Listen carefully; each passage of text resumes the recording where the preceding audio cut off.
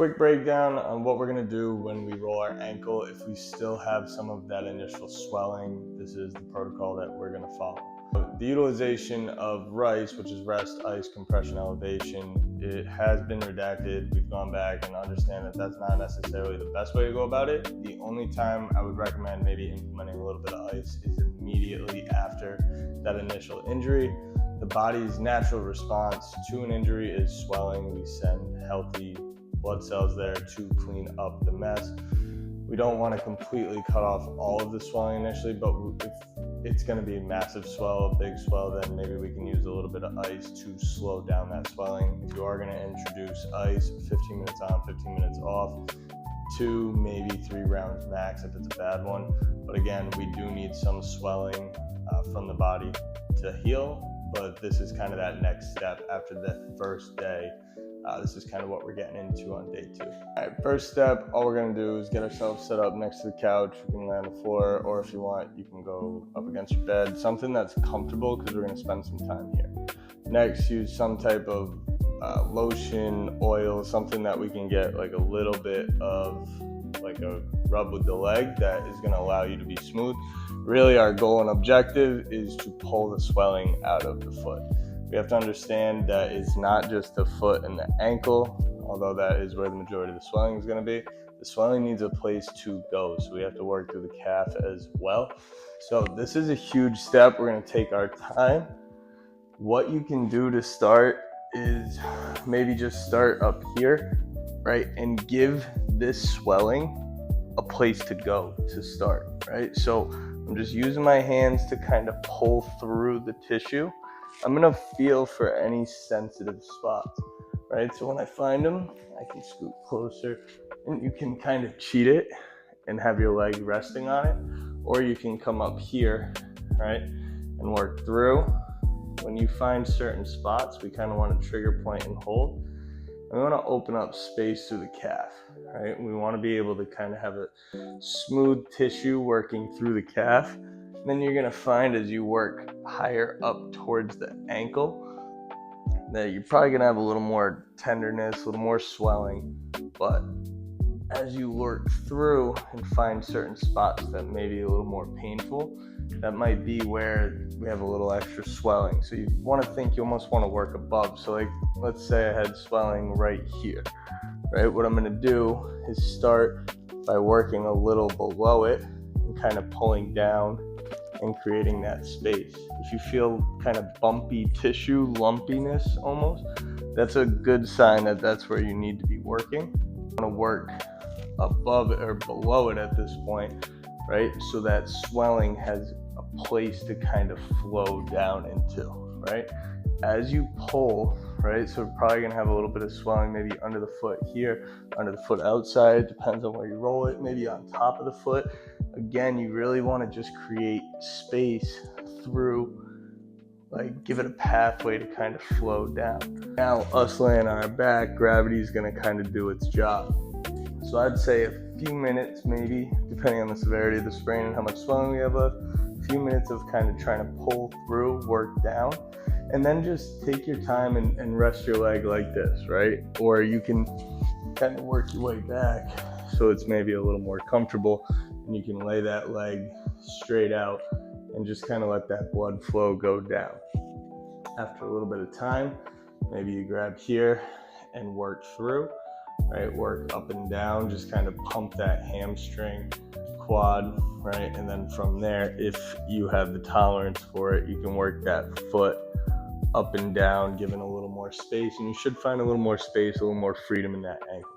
As you find certain spots, right, that's a little uncomfortable of a space to try to work through the tissue. It's just to help with that initial swelling when it's bad. But as you find certain spots, you can sit here, right, and really work through. Specifically, you kind of have leverage in this spot, and you can really dig through and find certain areas that might be affected, might have a little bit of pain, or again, a little bit of that additional swelling.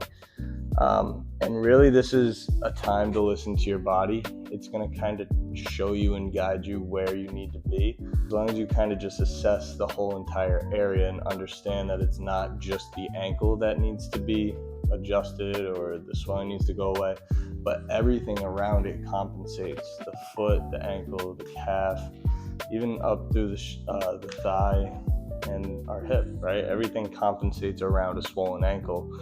And the reason it's so important that we're doing this is so that the compensations go away sooner than later and we don't get used to it and stuck in a movement pattern of compensations. All right, so I'm working back through, and then from there, you can either go back to an elevated position or we can get up into a standing position. That's really all we're going to progress to. We're going to create space. We're going to move. So from here, I can move my toes up and down. I can do little towel curls. I can kick out again, work my foot up and down, side to side, right? All of this is going to vary and depend on where you sprained your ankle and the severity of it. So I'm not going to give some magical play of like you have to twist it this way or rotate this way. No, we're going to go based on what you did, and your body's going to tell you that. You might have to dig a little bit behind this bone right here. You might have to dig a little under, right? You might have to dig through the inside of the calf a little bit more than you realize, but you spending time and feeling through everything that's happening at the ankle and kind of starting to dig a little bit more, find the outside out here, the inside up here, all the way through the calf. It just gives you a better feel, a better understanding of what's actually going on and what might be limiting your recovery. Right? So once we get through that on the seated, you can get through a little bit of motion, whether it's just just the big toe coming up, all the other toes coming up, whatever the case may be. There's a ton of foot motions that you can go through. Once we get that and you feel comfortable and that lightens up, then we can go into a standing position. Okay, so now from a standing position, the biggest thing that we want to focus on in this early stage of recovery is our weight distribution. So let's say I rolled my right ankle. That thing's going to swell up, and what my body's going to naturally do, whether we realize it or not, is I'm going to shift over to my left side to take some weight off of that right ankle. When we do that, we have a weight distribution issue. Potentially the ankle will fall in, the arch will collapse a little bit, or even if it's just a shift into my hip, now again the weight distribution between my feet is uneven. So now this next step is simply just standing here, trying to splay the toes out as far as I can. Right? Really trying to almost grasp the ground with our toes like this and making sure that our ankles stacked up in the middle. Right? I don't care how far we can splay our toes if our ankles are falling in like this. Right? What I want to make sure of is that when I splay my toes, that this ankle bone is right in the middle, right? And that I have a good, solid, sturdy foundation underneath, right? That is going to be so essential for the rest of this whole entire recovery process and making sure we make long-term improvements, not just gain ankle range of motion in a limited space or an incorrect foundation, right? What we want to do is rebuild our foundation from the ground up and make sure that we're sturdy so that we can build on top of it. Once I feel good and feel like I have my base and I'm sturdy from here, all I really want to do is sit there and almost feel like I'm leaning forward so I can feel my weight go forward, almost like we're going to hover our heels, and then I want to feel it shift back into my heels. Right? I'm just going to work forward and back to start. If this is causing any pain, we got to reverse and go back to step 1, step 2, and that's fine. It's just too much for right now. Right? Once I feel good forward and back, I'm going to start a little side to side. And it's just going to help you. You can do this in front of a mirror. It's just going to help you understand where you are in space and how you're stacked up on top of your foot. Okay? That's all we're going to do for right now. You can spend 5 minutes, 10 minutes doing this, right? Just sitting still and listening to your body, right? Finding your balance here and making sure we're not drifting our upper body too far forward or back, right? which is also a compensation that can happen. We want to make sure we're finding the middle of our foot, feeling the whole foot on the ground, and feeling that whole entire body stacked up on top of that foot. We're not too far forward like this, or too far back like this, or compensated elsewhere. We want to sit up nice and tall, stand strong, right? Splay the feet, right? Splay the toes out, try to anchor the feet in a nice, strong, sturdy position. Sit here and breathe.